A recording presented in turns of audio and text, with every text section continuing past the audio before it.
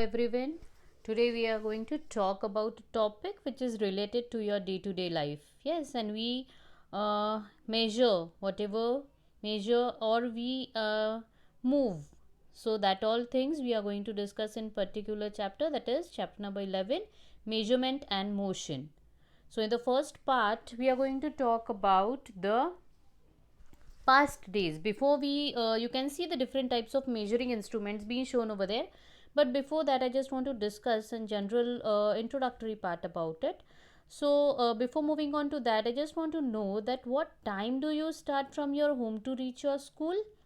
Yes, if it is close by it will just take 10 to 15 minutes, or it's far away it will take half an hour. So how did I calculate the time we needed for moving on? That's because I know the distance between the school and my house, and therefore I can calculate the time being required for reaching that particular place. Okay, so every one of us travels long and short distances every day or once a while, it depends. Okay, so before we start our journey, we always find out the distance that we have to travel, and then we measure the time that it would take to reach there, and accordingly then we start and avail a means of transport for it. So thus we see that to move to a certain distance we need to measure the distance and the time required to travel. But in earlier days, in olden times, people used to travel on foot or on the back of animals, and thus they used to travel for days to reach even to a nearest town. Yes, why? Because they didn't had watch at that time. They couldn't keep a track on the time that's been going on. Even there were no milepost to tell them the distance that they had traveled. So it took a long time for them. But now, as the inventions are being done, it is very easy to reach to a particular destination. Okay, now we have electric trains, metro trains, monorails, airplanes, spacecrafts, and what not. Okay, so we can reach even the other end of the world in no time. It will take no time at all to reach to the other end of the world. Yes, so you all have an idea about what we are going to talk about in this particular chapter. Now we'll just see in this slide you can see that we have different types of measuring instrument. Now before I have given you an idea about only the distance that we travel, but here you can see that these measuring units are used for different purposes. The first instrument that you can see is the scale, which you use for measuring the distance on the book itself. Okay, you draw lines, you use this instrument for your geometrical diagrams, the figures that you draw in mathematics. Okay, then we have the next one, the weighing balance, which is being used by vegetable vendors, the shopkeepers for weighing the groceries. Then the third one is the thermometer, in which it's being used by the doctors. Even we have it available at our house. We can measure your body temperature. You can measure your body temperature with the help of this thermometer. You can know whether you have fever or not. Okay, so these three terms or these three instruments are generally being used in our day-to-day life. Other instruments are used, but these are the instrument which we use most. Fine. Now the next slide which we are going to talk about is history of measurement. History of measurement means what?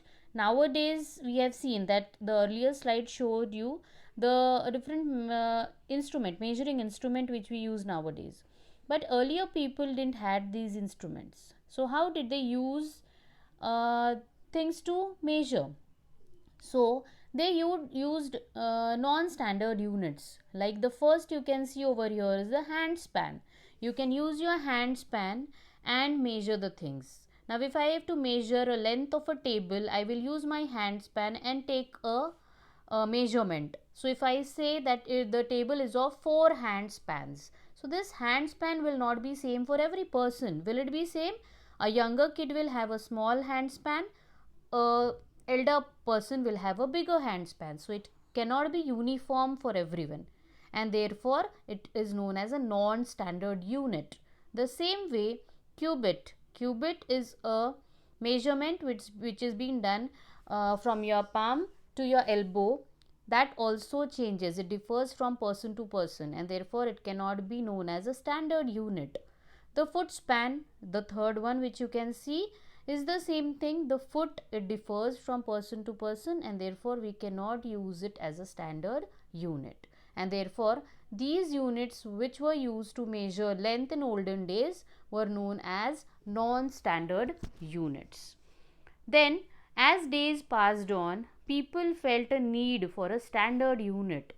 Yes, now as we go to different parts of the country, or if you go to any other country, yes, not only about the measuring things, the currency that you use, you know that it differs country wise. Yes, so it will create a problem if you go to some other country. If there is no standard being decided for a particular thing, you may face problem when you go outside somewhere, and for that purpose there is always a need of a standard unit.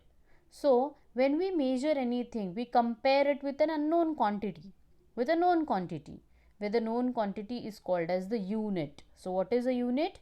The known quantity which we know is known as the unit. Based on that, we compare the unknown quantity and know its measurement. Okay, now for example, the height of a boy is 120 centimeter. Height of a certain boy is 120 centimeter. This we know. Okay, so here the height is 120 times 1 centimeter.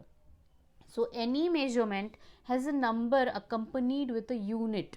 Whenever we are talking about any number, it is either 1 kg or 1 centimeter or 1 meter, anything, 1 liter, that differs according to the mass you are using, or according to the matter that you are using, whether it's a solid, liquid or a gas. Okay, so whenever we are writing, we always have a unit in front. So centimeters, kg, meter, liter, all these are the units that we use to write in front of the number.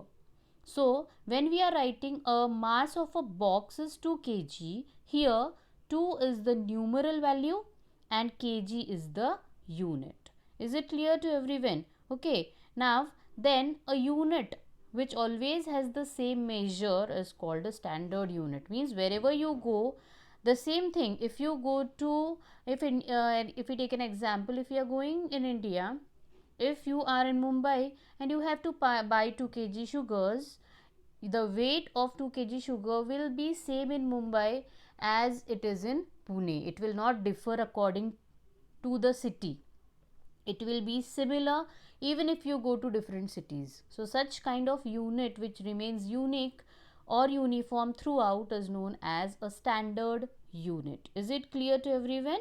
So the next part of it, how this unit, standard unit, was been decided worldwide, it was been adopted, that we are going to see in the next part of our video.